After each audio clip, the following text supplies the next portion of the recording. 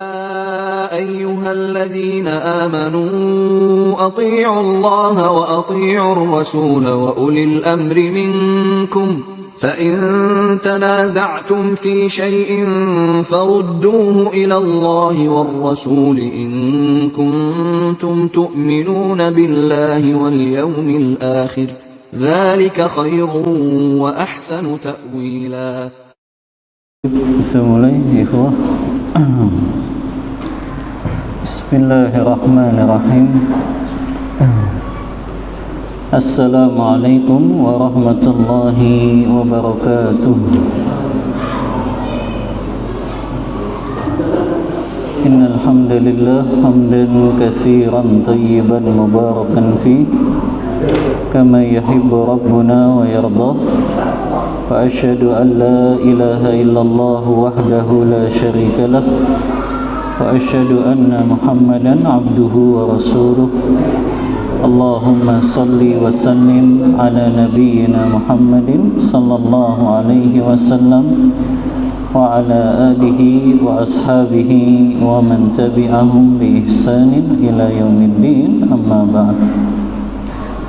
Bapak-bapak yang dirahmati Allah Subhanahu wa taala, alhamdulillah di malam hari ini dengan izin dan pertolongan dari Allah kita bisa melanjutkan kembali kajian rutin kita di Rabu malam, masih mengkaji kitab Umdatul Ahkam min kalami khairil anam, hadis-hadis yang berkaitan dengan hukum yang diriwayatkan oleh Imam Bukhari dan Imam Muslim dalam kitab sahih keduanya.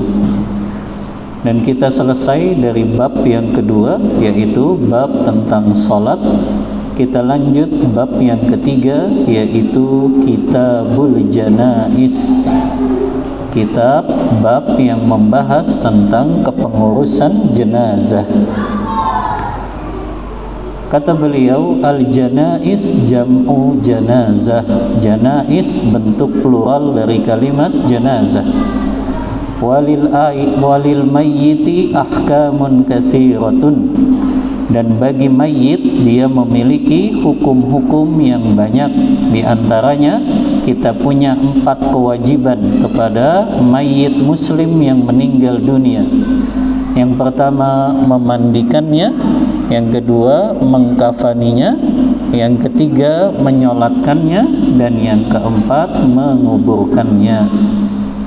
Namun karena pembahasan dalam kitab ini secara ringkas saja, maka pengarang kitab ini hanya membahas hadis-hadis yang berkaitan dengan kepengurusan jenazah yang diriwayatkan oleh Imam Bukhari dan Imam Muslim saja.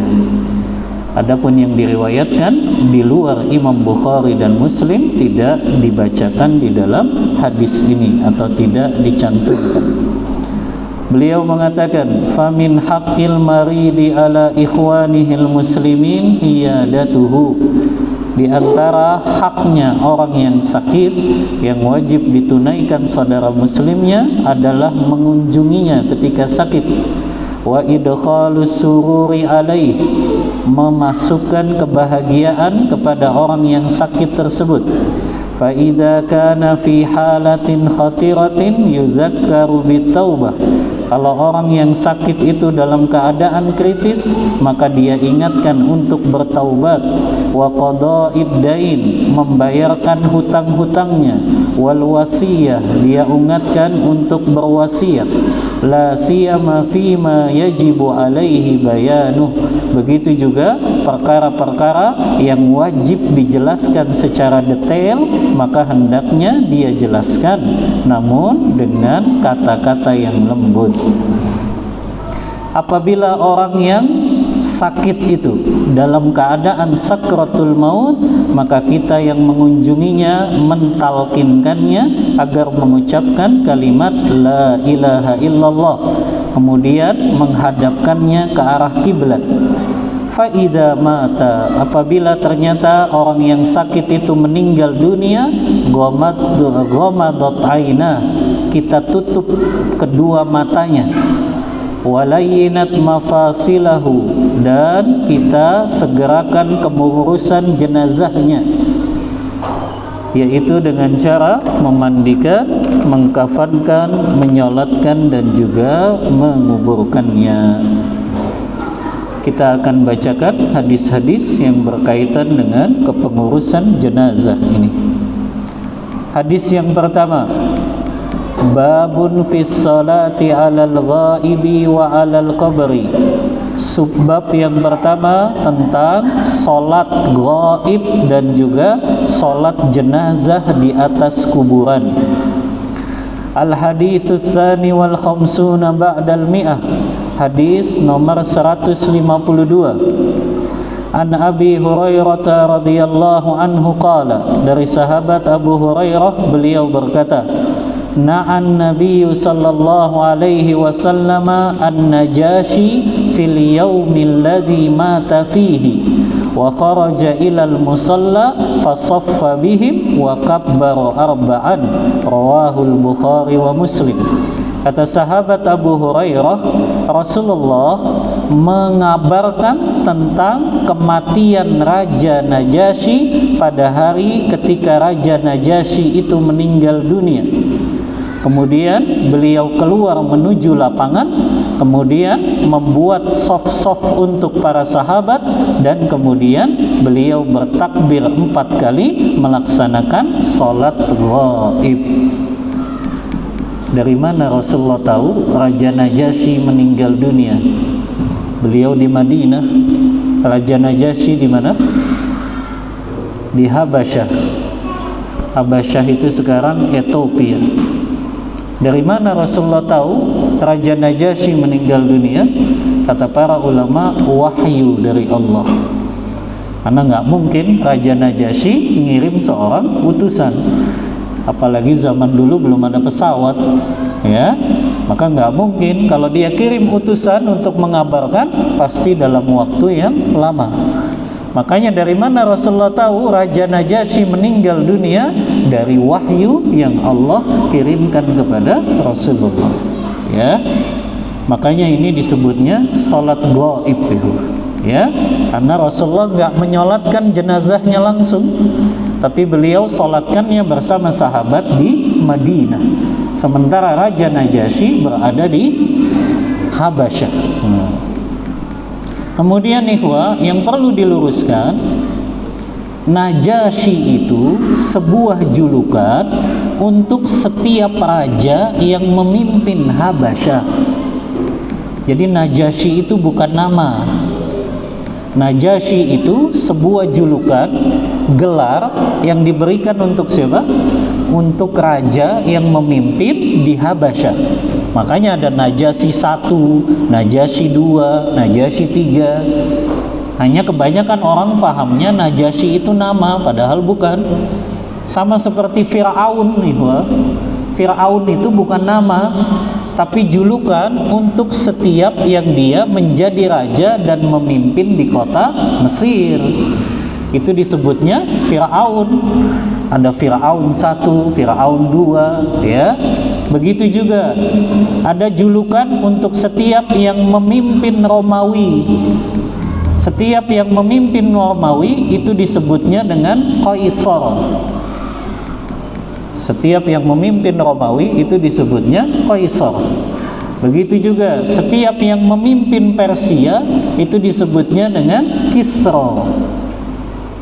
Maka Najasyi itu bukan nama. Nama aslinya kata ulama Ashamah. Tufiya fi Rajab sanata tis'in radhiyallahu an. Beliau wafat di bulan Rajab di tahun ke-9 Hijriyah, dan beliau meninggal dalam keadaan sudah masuk Islam. Maka ini enggak dijelaskan Najasyi yang keberapa.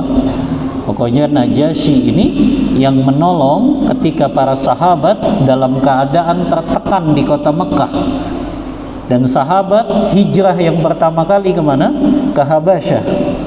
Ya, yang di situ ditolong oleh Raja Najasyi ini, yang kemudian disampaikan surah Maryam itu oleh Ja'far bin Abi Thalib, dibacakan kepada Raja Najasyi, dan Raja Najasyi pun masuk Islam. Kenapa Rasulullah melakukan sholat ghaib? Karena Rasulullah mengira di sana tidak ada yang beriman kecuali Najasyi saja. Yang di situ nggak didirikan di sana sholat. Makanya Rasulullah menyolatkan jenazah Najasyi ini, tapi sholatnya disebut dengan sholat ghaib. Karena Rasulullah nggak hadir di depan jenazahnya, tapi beliau memerintahkan sahabat untuk membuat saf-saf sholat, kemudian melaksanakan sholat ghaib. Di sini disebutkan ikhwah, ikhtilaful ulama. Para ulama berbeda pendapat tentang hukum sholat ghaib. Ikhtalafal ulama'u fis salati 'alal ghaibi ala salasati aqwalin. Ulama berbeda pendapat tentang hukum salat ghaib menjadi 3 pendapat. Jadi ada 3 pendapat di kalangan ulama tentang hukum salat ghaib. Yang pertama, fadhahaba Abu Hanifah wa Malik ila annaha la tushra'u wa jawabuhum ala hadhil ahadits annaha khassatun bin nabi sallallahu alaihi wasallam. Pendapat pertama, pendapatnya Imam Abu Hanifah, Imam Malik rahimahumallahu jami'an, mereka mengatakan tidak disyariatkan salat ghaib. Lalu bagaimana dengan hadis ini? Kata mereka, kata Imam Abu Hanifah dan Imam Malik, hadis ini hanya khusus boleh dilakukan oleh Nabi sallallahu alaihi wasallam. Ini pendapatnya siapa? Imam Abu Hanifah dan Imam Malik. Ya. Pendapat yang kedua, wa dhahaba Syafi'i, pendapat Imam Syafi'i. Wadzalikal masyhur inda ashabil Imam Ahmad, dan ini juga pendapat yang masyhur dari Imam Ahmad rahimahumullah, annaha masyru'iyyatun li hadhil ahadits as-sahihah, bahwasannya salat ghaib disyariatkan secara mutlak. Pendapat kedua, pendapat Imam Syafi'i dan Imam Ahmad mengatakan salat ghaib disyariatkan secara mutlak. Ya. Pendapat yang ketiga, wa tawassata Syekhul Islam Ibnu Taimiyah rahimahullah. Adapun pendapat yang pertengahan yang dipilih oleh Syekhul Islam Ibnu Taimiyah dan juga dipilih oleh Al-Imam Ibnu Qayyim Al-Jauzi, dan ini yang dikuatkan oleh Syekh Muhammad Ibnu Saleh Al-Utsaimin rahimahumallahu jami'an. Mereka berpendapat idza kana al-ghaibu lam yusalla alaihi sulliya alaihi ka hadhil qadiyah wa in kana qad sulliya alaihi faqad saqatal fardu bidzalika 'anil muslimin. Pendapat yang ketiga mengatakan kalau jenazahnya sudah disolatkan maka enggak perlu solat ghaib. Tapi kalau jenazahnya belum disolatkan baru disyariatkan untuk solat ghaib. Faham antum? Ya, ada 3 ya.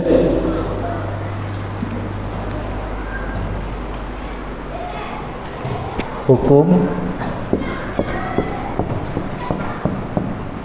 salat ghaib. Wah, kurang keren ini.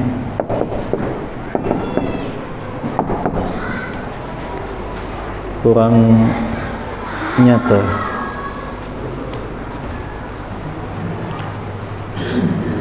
Pendapat pertama,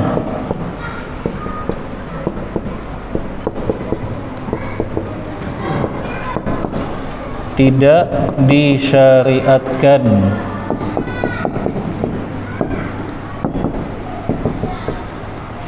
Pendapatnya siapa ini? Imam Abu Hanifah dan Imam Malik.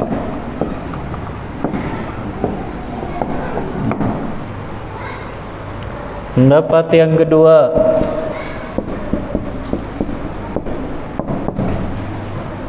disyariatkan secara mutlak, baik jenazahnya sudah disolatkan atau belum disolatkan. Itu maksudnya disyariatkan secara mutlak.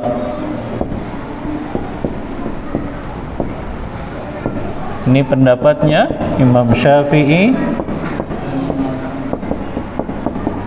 dan Imam Ahmad Ibnu Hanbal. Pendapat yang ketiga,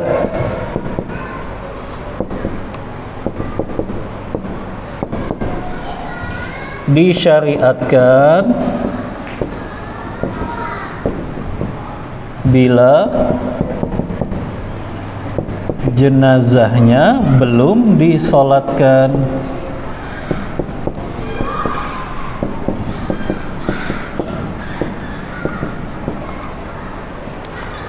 Dan tidak disyariatkan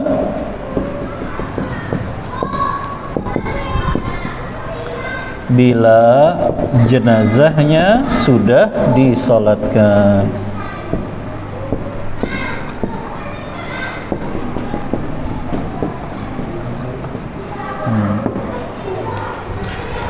Ini pendapatnya Syekhul Islam Ibnu Taimiyah,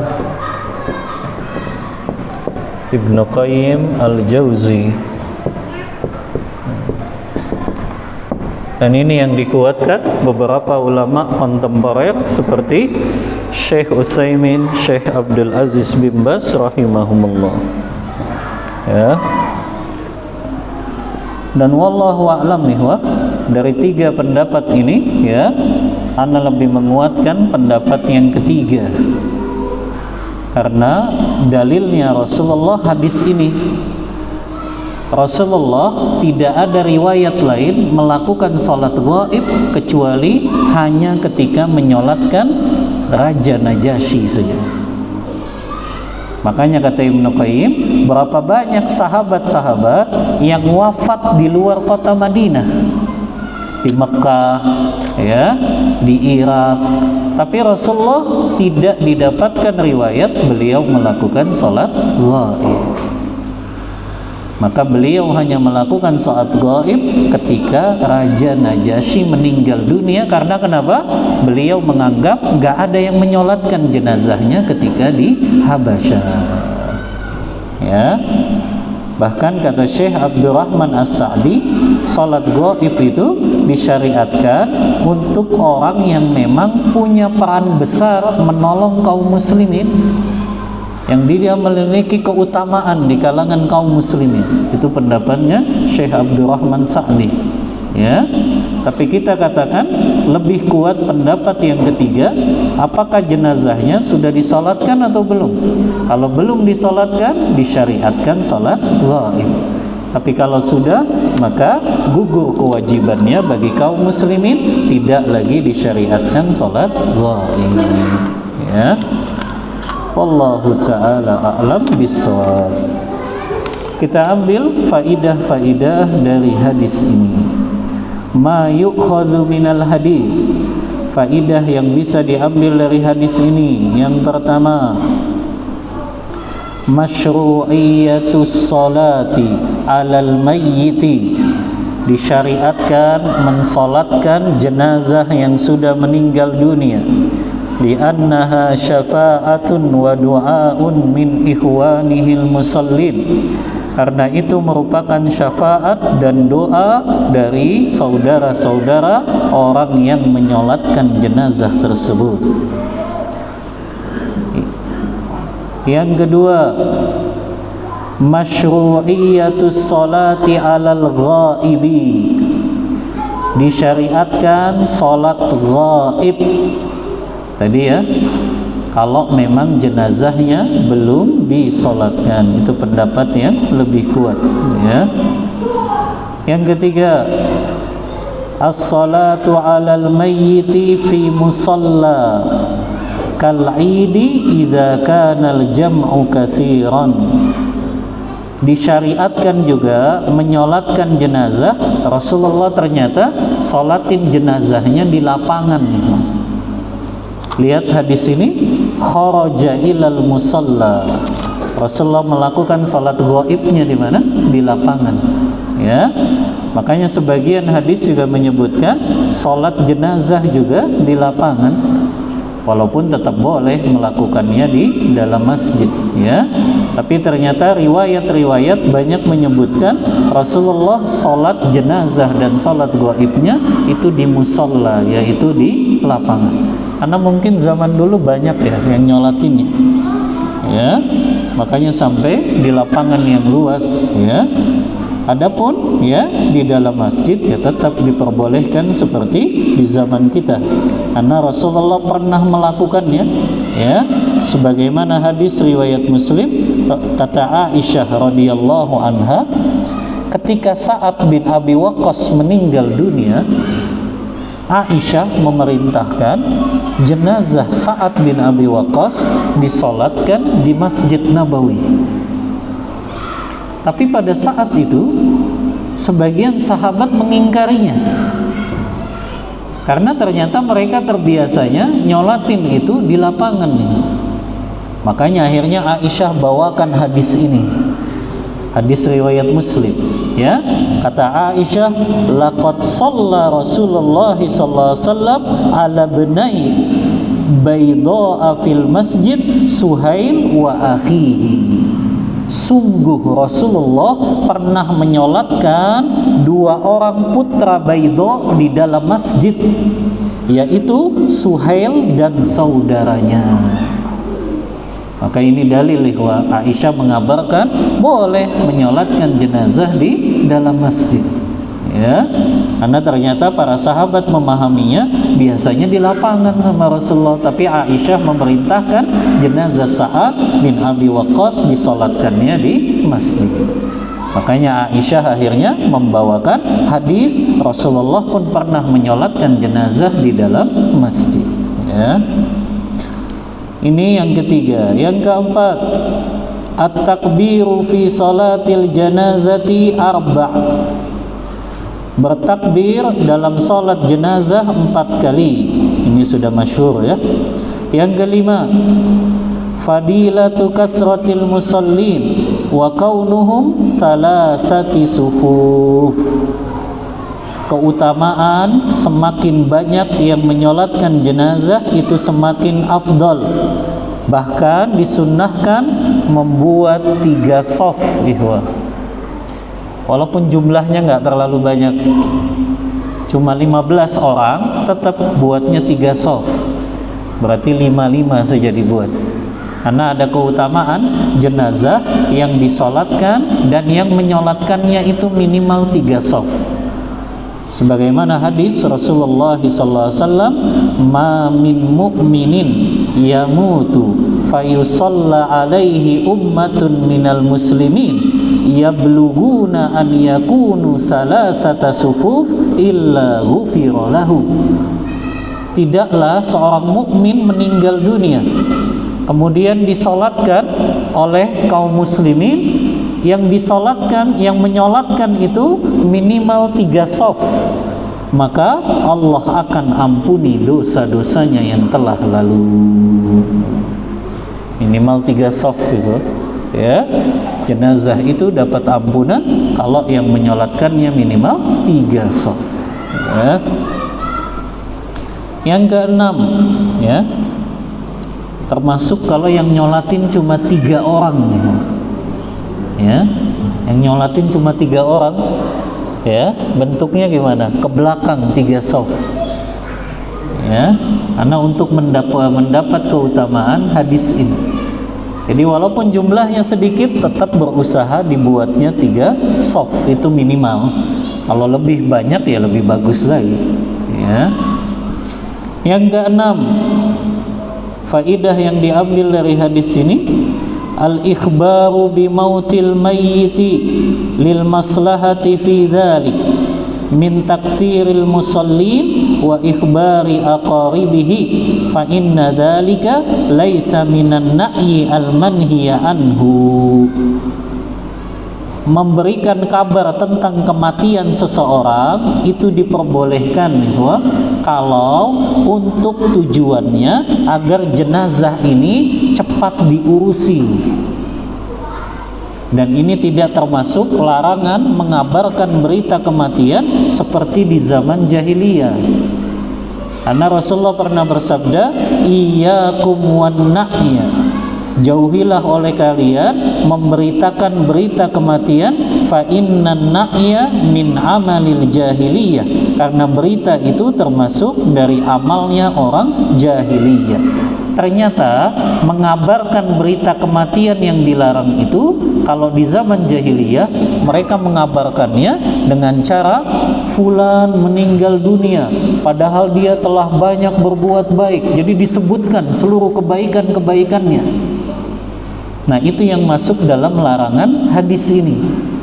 Adapun kita kabarkan berita kematian supaya orang takziah, cepat ngurusin jenazahnya, makin banyak yang menyolatkannya, maka itu diperbolehkan. Adapun yang dilarang mengabarkannya seperti apa? Orang jahiliyah. Dia kabarkan fulan meninggal padahal akhirnya dia menceritakan semua. Orang ini begini, orang ini begini, orang ini begini, akhirnya dia meninggal saat ini. Nah, itu yang diharamkan. Adapun menyebarkan berita kematian saudara kita dengan tujuan supaya orang datang cepat mengurusi jenazahnya, maka itu diperbolehkan. Ya, apalagi kita kabarkan supaya apa? Semakin banyak yang menyolatkan jenazahnya.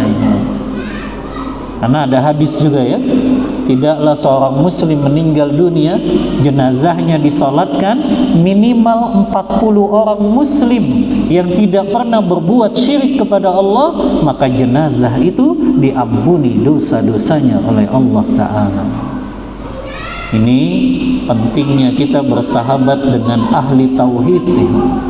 40 orang saja ikut menyolatkan, itu menjadi sebab jenazah itu diampuni oleh Allah Ta'ala. Maka kita ngasih kabar berita kematian saudara kita agar semakin banyak yang ikut sholat jenazahnya, semakin banyak yang mendoakannya, semakin banyak yang ikut memakamkannya, itu akan semakin lebih utama. Maka ini bukan yang termasuk dalam larangan mengabarkan berita kematian kalau tujuannya tadi supaya untuk mengurusi jenazah ini dan semakin banyak yang menyolatkannya. Ya, ini faidah-faidah dari hadis yang pertama. Hadis yang kedua, An Jabir radhiyallahu anhu anna Nabiy sallallahu alaihi wasallam shalla ala Najashi fakuntu fi saffis tsani aw tsalits. Ini dia dalilnya ya, sunnahnya membuat 3 shaf.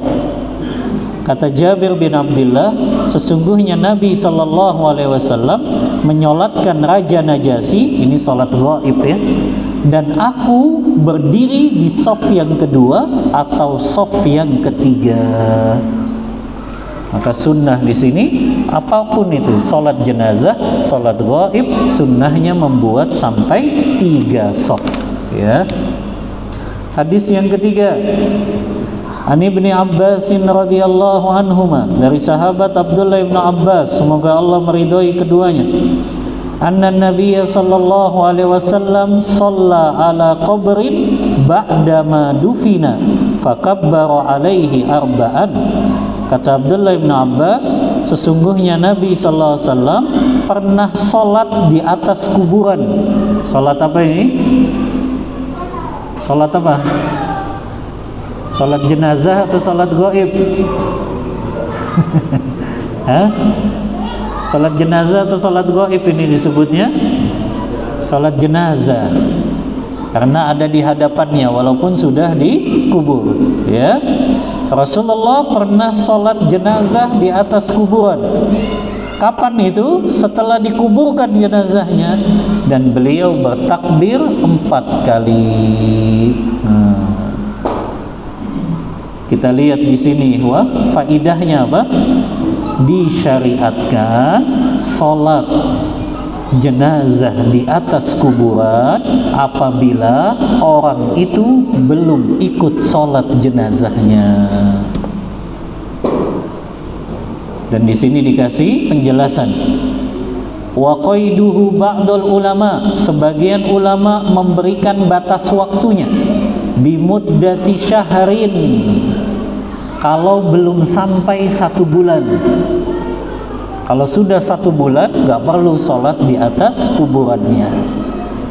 Tapi kalau kita ketinggalan sholat jenazahnya belum 1 bulan, boleh kita sholat di atas kuburannya tersebut. Ya. Wa ba'duhum, sebagian ulama bahkan hatta yabla jasaduhu, sampai hancur jasadnya.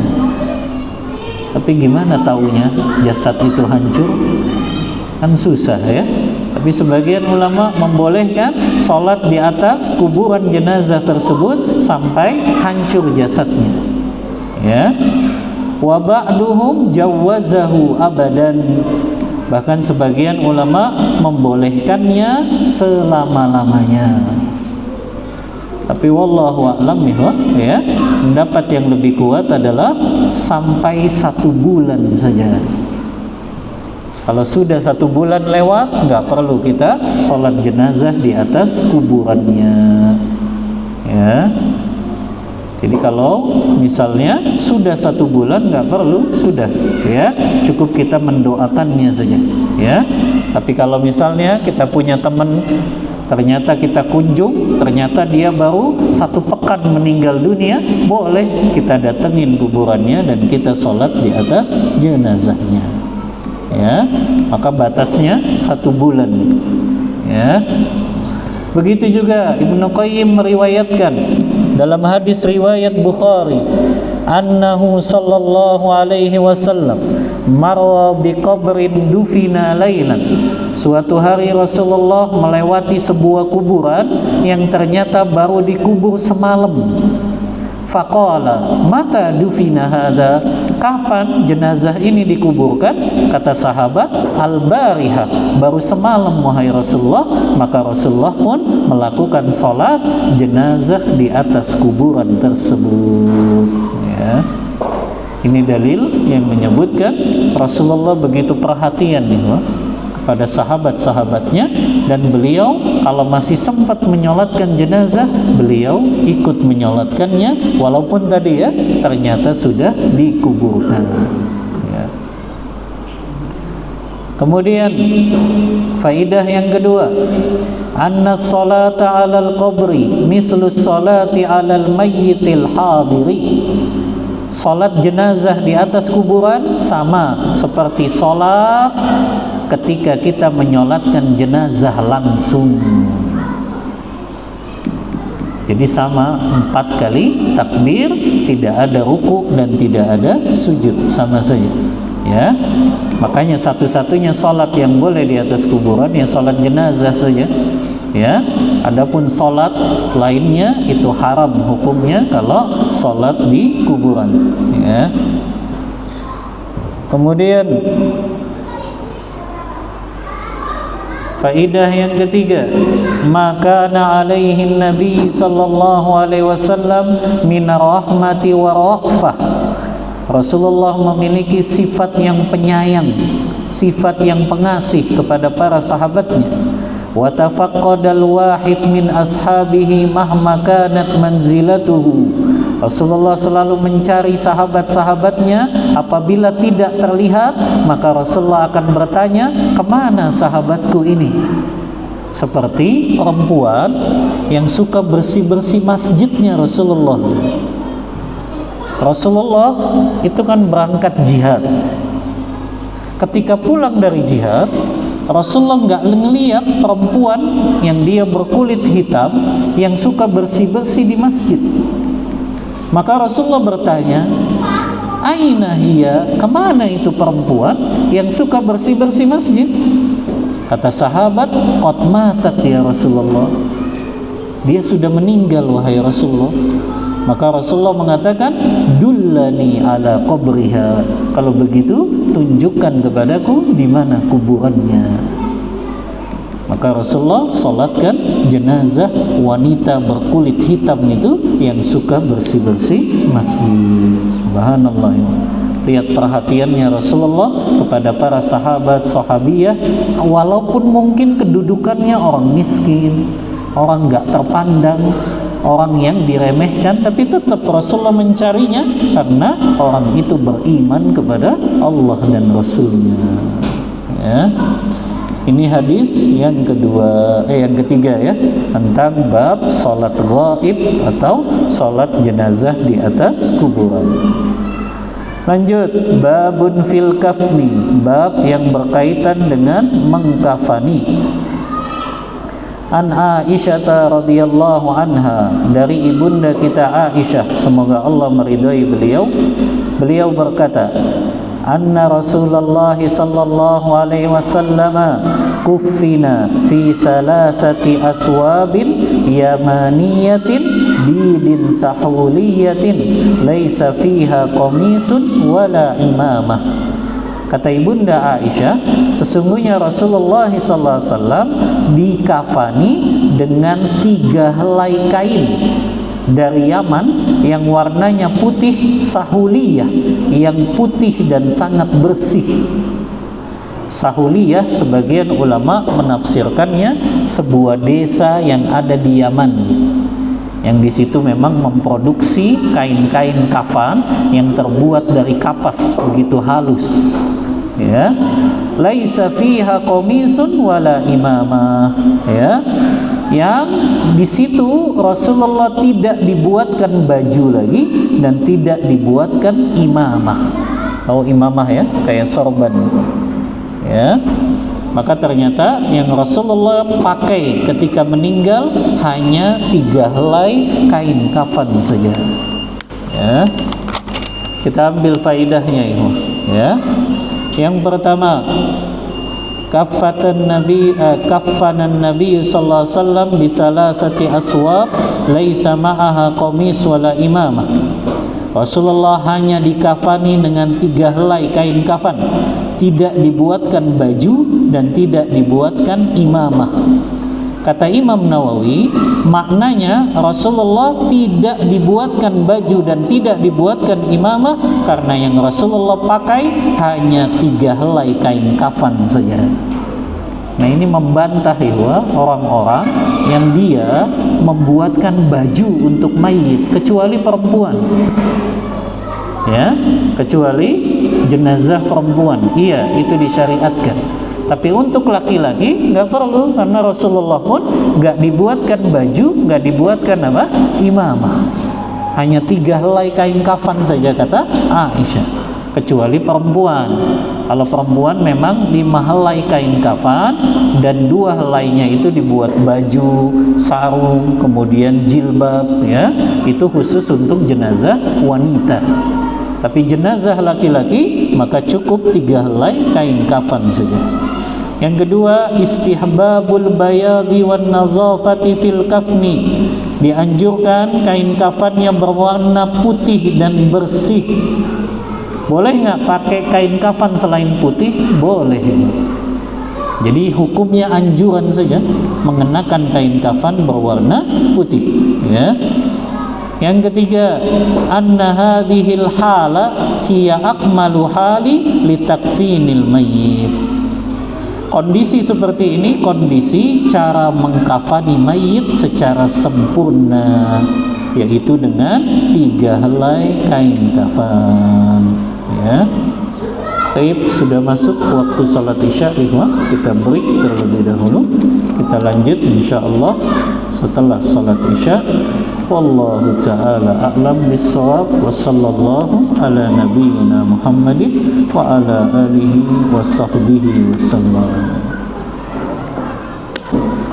Wa ala alihi wa ashabihi wa mawalah, amma ba'd. Ikhwani fillah rahimani wa rahimakumullah. Kita lanjutkan sedikit lagi hadis yang keempat ya. Tadi sudah kita bawakan berkaitan dengan Rasulullah dikafankan dengan 3 helai saja, tidak ada baju dan tidak ada imamah ketika jenazah Rasulullah dikafankan. Kita lanjut bab fi sifati taghsilil mayyit, bab tentang tata cara memandikan jenazah, wa tasyi'il janazah, dan juga mengusung jenazah. Al hadisus sadis wal khamsun ba'dal mi'ah, hadis nomor 156. An Ummi Atiyah Al-Ansariyah qalat, dari sahabiyah Ummu Atiyah, salah satu kalangan Ansar, beliau berkata, dakhala alaina Rasulullah sallallahu alaihi wasallam hina tuwfiyat ibnatuhu Zainab. Suatu hari Rasulullah masuk kepada kami yang sedang memandikan jenazah anak beliau, yaitu Zainab. Faqala, maka Rasulullah berkata, igsilnaha thalathan au khamsan au aktsara min dzalik, mandikanlah jenazah anak perempuanku itu dengan 3 kali atau 5 kali atau lebih banyak dari itu, in ra'aitunna dzalik, apabila kalian melihat itu lebih baik. Bima'in wasidrin, dengan air yang dicampur bidara. Waja'alna fil akhirati kafura, dan jadikanlah siraman yang terakhir air yang dicampur dengan kafur, au syai'an minal kafur, atau sesuatu yang dicampur dengan kafur. Fa idza faragtunna, kalau kalian telah selesai, fa'adhinnani, maka beritahukan aku.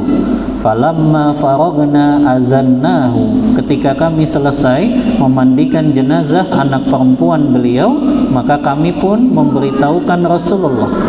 Fa'atana hiqwahu, maka beliau memberikan satu helai kain. Faqala ashirnaha iya, maka tutupilah helai kain ini kepada jenazah anak perempuanku. Hadis riwayat Bukhari dan Muslim. Taib, ini tata cara mandikan jenazah, ikhwah. Kita ambil faidah. Yang pertama, wujubu ghuslil mayyitil muslimi wa annahu fardu kifayah, wajibnya memandikan jenazah muslim atau muslimah dan hukumnya adalah fardu kifayah. Yang kedua, annal mar'ata la yaghsiluha illa nisa, apabila jenazahnya perempuan maka tidak boleh dimandikan kecuali oleh perempuan juga. Maka ini hukum asalnya, ya, nggak boleh mandikan jenazah kecuali sesuai jenis kelaminnya. Kalau jenazahnya perempuan, yang mandikan harus perempuan, kecuali suami istri. Boleh suami mandikan jenazah istrinya atau istri mandikan jenazah suaminya. Kemudian pengecualiannya juga, al-amatu ma'a sayyidiha, hamba sahaya boleh dimandikan oleh tuannya, majikannya. Begitu juga anak kecil yang usianya masih di bawah 7 tahun, maka boleh dimandikan oleh ibu atau bapaknya. Maka ini pengecualian dalam memandikan jenazah atau mayit. Yang ketiga, an yakuna bi thalathi ghusalat, ketika memandikan jenazah dianjurkan dengan 3 kali mandian, ya. Jadi sunnahnya itu 3 kali atau lebih 5 kali atau lebih dari itu. Karena kenapa? Semakin dia banyak, semakin bersih jenazahnya. Walaupun sekali itu sudah menggugurkan kewajibannya. Maka ini hadis menunjukkan Rasulullah menganjurkan ketika memandikan jenazah itu jumlahnya ganjil, 3 kali, 5 kali, atau 7 kali. Sebagian ulama mengatakan maksimal 7 kali saja, itu sudah dianggap bersih jenazah tersebut, ya. Kemudian juga yang keempat, an yaqta'a al-ghasil ghasalatahu ala witr. Ini tadi sudah ya. Hendaknya orang yang memandikan jenazah dia memandikannya dengan jumlah bilangan ganjil. Yang kelima, an yakuna ma'al ma'in wasidrin. Hendaknya air itu dicampur dengan bidara. Atau kalau susah bidara, dicampur air sabun saja itu. Sabun mandi maksudnya. Ya. Jangan antum campur deterjen, enggak pas, ya. Jadi dengan sabun mandi saja itu sudah cukup menggantikan bidara, ya. Yang keenam, an yatibal mayyitu ma'a akhiri ghasalatihi li'alla yadhhabal ma'.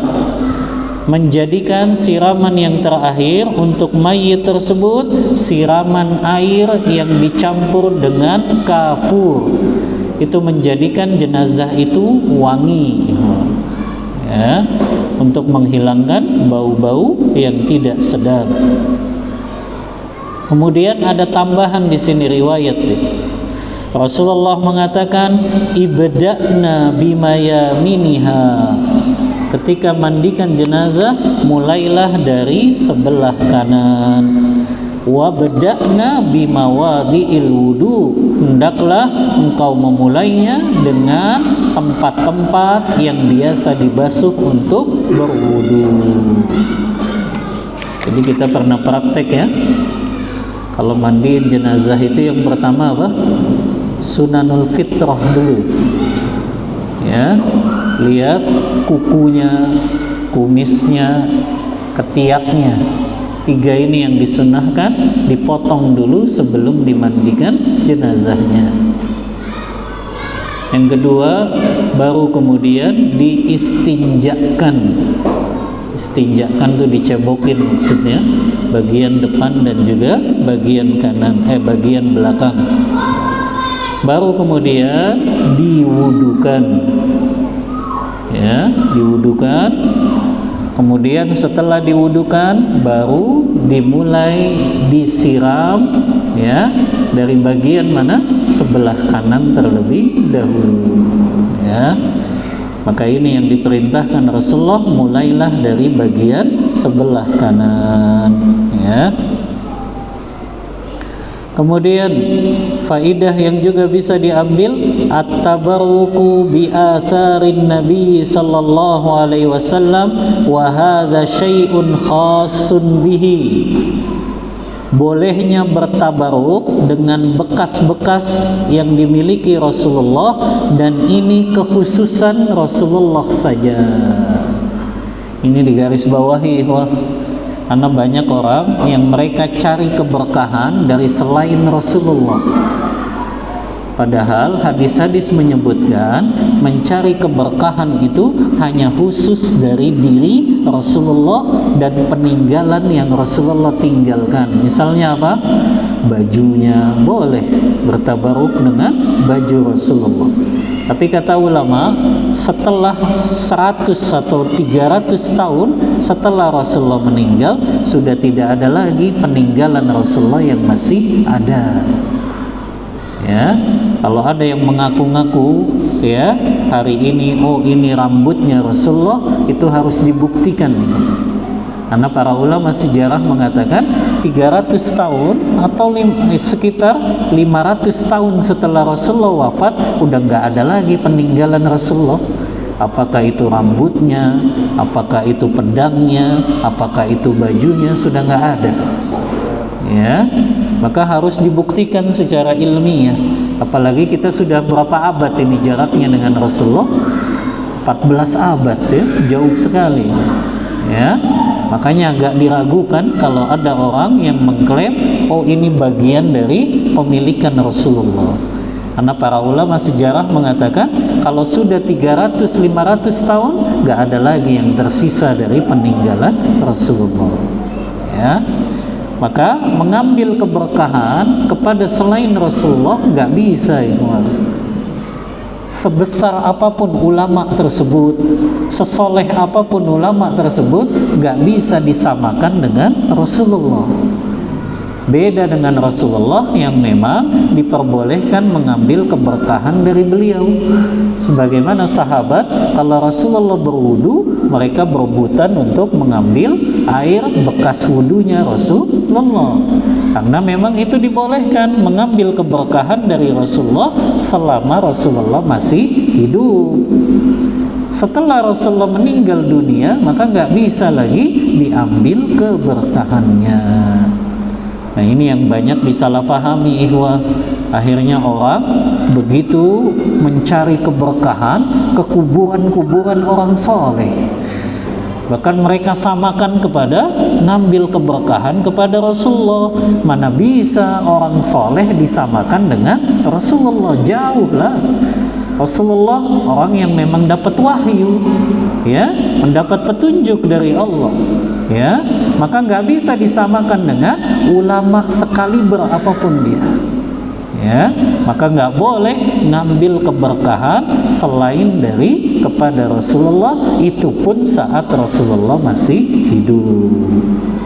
Adapun setelah Rasulullah meninggal dunia, maka tidak boleh lagi mengambil keberkahan dari kuburannya Rasulullah, ya. Bahkan mereka sampai mencium-cium itu besi-besinya kalau mereka ziarah ke makam Rasulullah. Ini tidak disyariatkan, ya. Karena setelah Rasulullah wafat, maka tidak lagi diambil keberkahannya, ya. Nah ini ya, kita harus luruskan nih, wah, keberkahan yang boleh diambil hanya dari Rasulullah saja. Karena memang ada dalilnya seperti itu. Para sahabat berebutan wudunya Rasulullah. Bahkan ada sahabiyah Ummu Sulaim, Rasulullah sedang tidur, beliau ngambil keringatnya Rasulullah tersebut. Tapi itu saat Rasulullah masih hidup. Beda dengan sekarang, Rasulullah sudah meninggal dunia, maka nggak bisa lagi diambil keberkahannya, ya. Nah ini karena banyak kaum muslimin yang mereka keliru. Mereka jadikan dalilnya sahabat berebutan ngambil air wudunya Rasulullah, akhirnya mereka samakan dengan seorang ulama. Ini diambil ini bekas air wudunya, diambil keringatnya, padahal itu khusus untuk Rasulullah saja, ya, tidak untuk yang lainnya. Karena tidak ada orang yang bisa disamakan dengan Rasulullah Sallallahu Alaihi Wasallam, ya. Maka ini perkara yang diluruskan, ikhwah, dalam mencari keberkahan, ya. Kemudian juga kalau kita lihat, ikhwah, dalil-dalil yang menyebutkan para sahabat mengambil keberkahan itu hanya dari Rasulullah saja.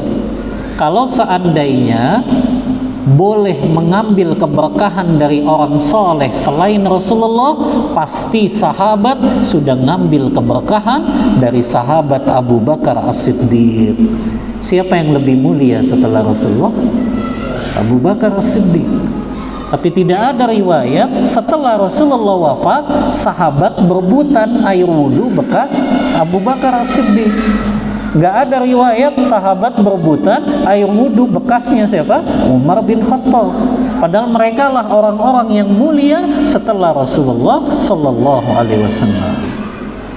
Maka kalau mereka berdalil, kan orang soleh juga sama, mereka seperti Rasulullah. Subhanallah, para sahabat saja setelah Rasulullah wafat gak ada yang ngambil keberkahan dari Abu Bakar As-Siddiq, dari Umar bin Khattab, dari Utsman bin Affan.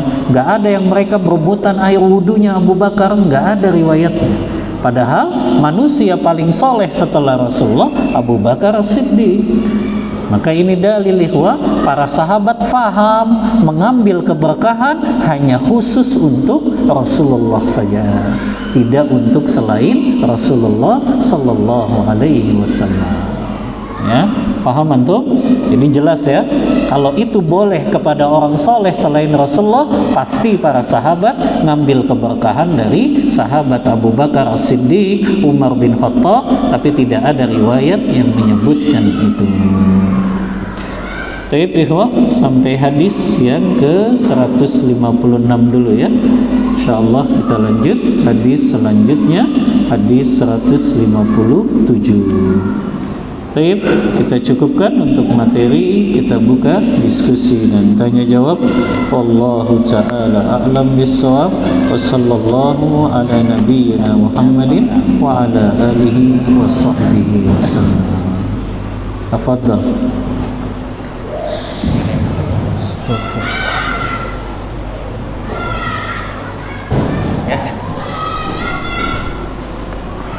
Nah, silakan Pak Salam.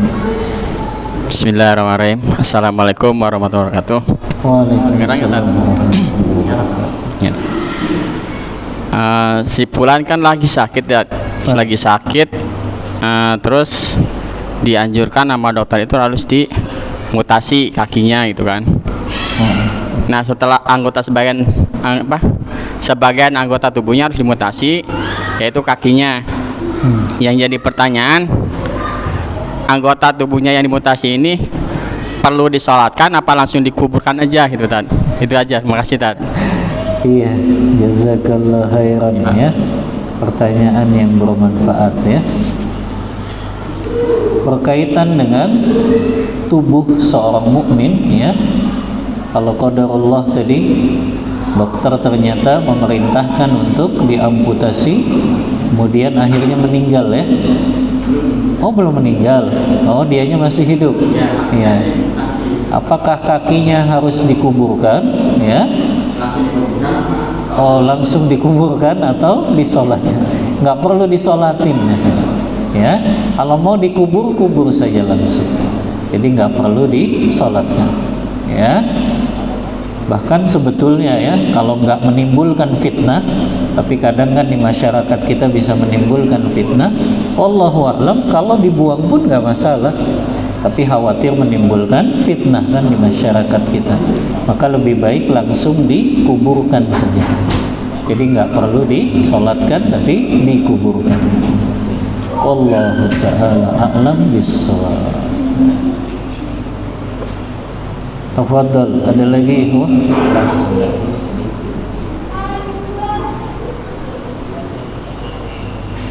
Enggak ada. Nah. Assalamualaikum warahmatullahi wabarakatuh. Waalaikumsalam. Kalau untuk sholat jenazah itu, misalnya yang disolatkan tanpa diketahui namanya gimana? Gimana? Kalau diketahui namanya, apa harus disebutkan gitu? Tanpa diketahui namanya, jenazahnya nggak diketahui namanya gitu. Oh, kalau untuk perempuan apa doanya Allah makfir laha wa anha apa makfir lima anhu?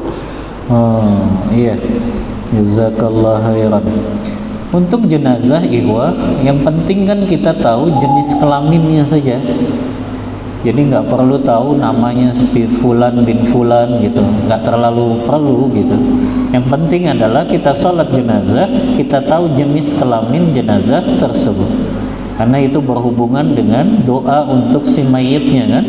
Kalau laki-laki, Allahumma ghfir lahu warhamhu wa'afihi wa'fu anhu wa akrim nuzulahu wa wasi' madkhalahu wa ghasilhu bil ma'i wal thalji wal barad wa naqqihi minal khataaya kama naqaita thawbal abyadu minad danas wa abdilhu daran khairan min darihi wa ahlan khairan min ahlihi wa zawjan khairan min zawjihi wa adkhilhul jannata wa a'idhu min adzabil qabri wa min adzabin nar.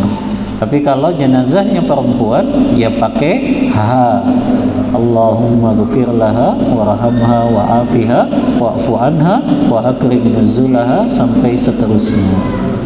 Jadi yang perlu kita tahu jenis kelaminnya saja. Kalau dua orang pun diganti dengan Allahumma ghfir lahuma warhamhuma wa'afihima wa'fu anhuma. Agak susah ya kalau dua ya. Yang lebih mudah mungkin tiga atau lebih. Allahumma ghfir lahum warhamhum wa'afihim wa'fu anhum wa akrim nuzulahum wa wasi' madkhalahum. Tapi kalau di kita kan jarang, jenazahnya lebih dari satu saja jarang.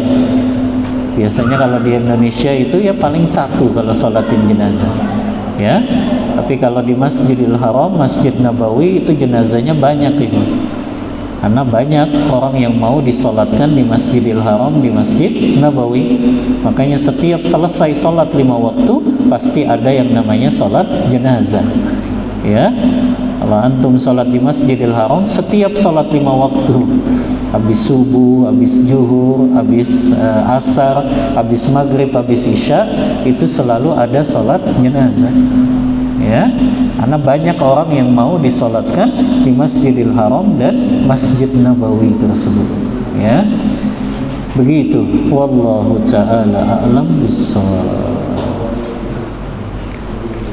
Nah, silakan. Assalamualaikum warahmatullahi wabarakatuh. Assalamualaikum. Apakah perlu kalau sebelum jenazah itu dikuburkan, pihak keluarga itu menyampaikan permohonan maaf kepada masyarakat sekitar atau memberitahukan kalau ada yang meninggal ini mempunyai hutang piutang gitu, Ustaz? Apa perlu disampaikan ke masyarakat? Assalamualaikum warahmatullahi wabarakatuh. Jazakallah khair, pertanyaan yang bermanfaat. Kalau secara hukum itu tidak wajib, ya, hanya memang hukumnya boleh saja. Namun yang lebih utama, ikhwah, ya, kita menyampaikannya sebetulnya pada saat dia akan dikuburkan saja, atau sudah dikuburkan, ya. Biasanya kan kalau jenazah sudah dikuburkan itu ada ceramah, ya, wasiat, ya, maka di situ bisa disampaikan tentang masalah hutang piutangnya. Tapi kalaupun mau sebelum sholat nggak masalah, ya, dari pihak keluarga menyampaikan kalau jenazah ini masih memiliki hutang piutang maka bisa menghubungi pihak keluarganya, ya. Ini sebetulnya dalilnya itu setiap Rasulullah akan menyolatkan jenazah, Rasulullah selalu tanya, apakah jenazah ini masih punya hutang? Kalau masih punya hutang, Rasulullah nggak mau menyolatkannya. Makanya biasanya ada sahabat yang maju dan dia yang nanggung hutangnya si mayit ini.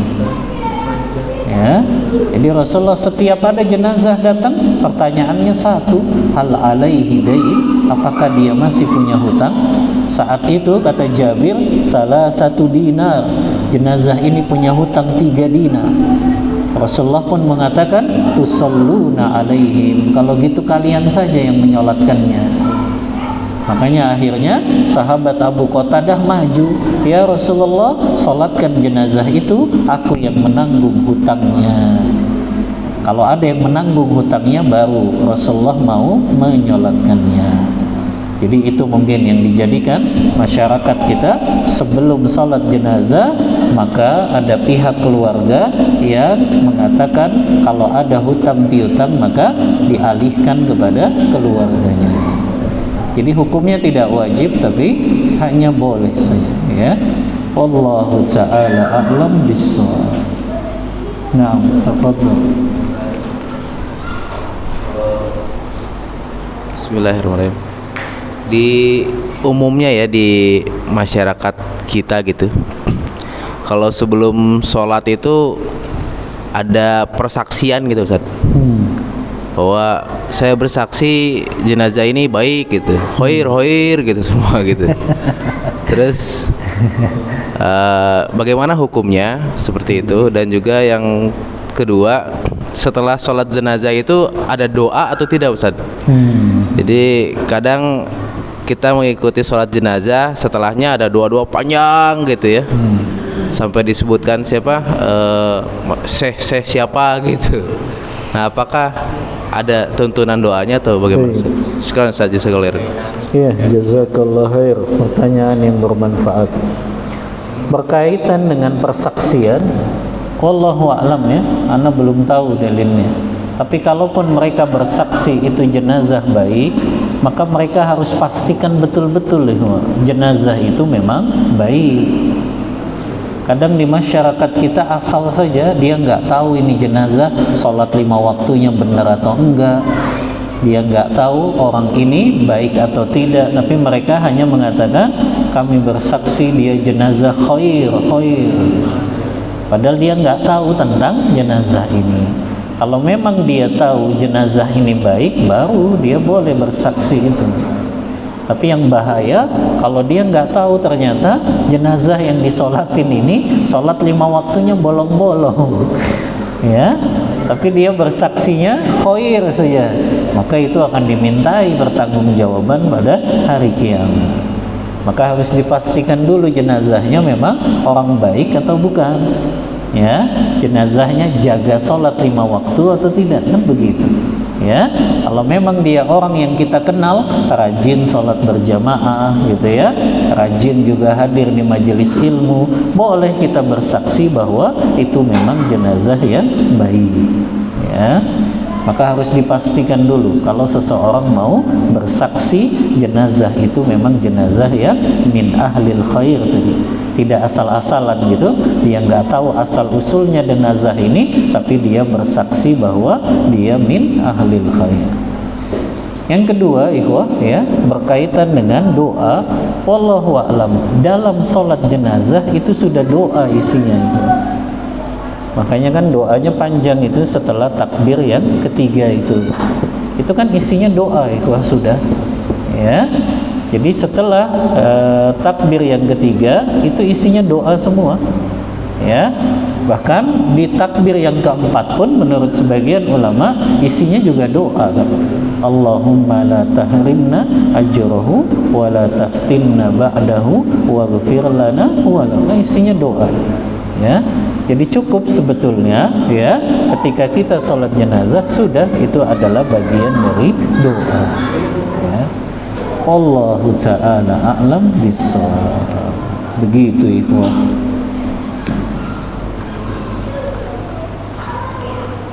Cukup ikhwah, ya. Sudah jam 8. Karena agak padat ini kalau hari Kamis besok. Kita cukupkan kajian kita pada malam hari ini. Mohon maaf bila ada kata-kata yang kurang berkenan di hati bapak-bapak semuanya. Aqulu qawli hadza wa astaghfirullah li wa lakum wa sallallahu ala nabiyyina Muhammadin wa ala alihi wa sahbihi wasallam.